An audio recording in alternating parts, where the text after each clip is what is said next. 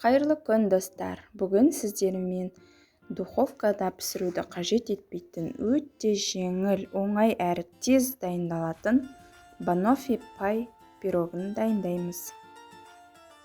Ең алдымен печеньені ұсақтап аламыз. Мен блендерде ұсақтадым. Егер блендеріңіз жоқ болса, печеньеларды пакетикке салып, үстінен оқтаумен езіп ұсақтасаңыздар болады.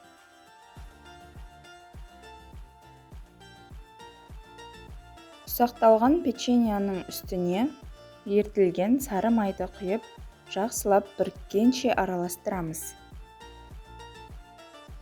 Дайын болған печеньемізді торттың формасына, немесе мен сияқты осындай кольцо болса, сол кольцоға салып, тегістеп формаға келтіреміз. Жиектерін осылай қолмен алып, жиектерін жасаймыз. Дайын болған формамызға қойылтылған сүтті салып, жайып шығамыз. Үстіне жұқалап кесілген банандарды тізіп саламыз.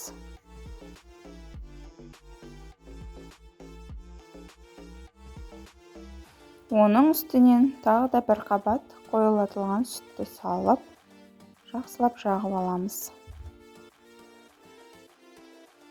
Дайын болған пирогтың үстіне креммен гүлдер жасаймыз. Мен кремді кілегей мен қант ұнтағынан жасадым. Басқа да крем түрлерін қолдансаңыздар болады.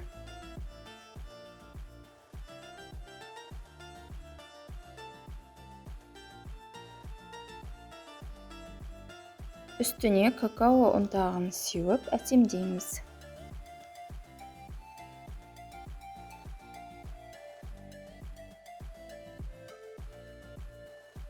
Осымен банофи пай пирогымыз дайын. Дәмі өте керемет, тәтті болады.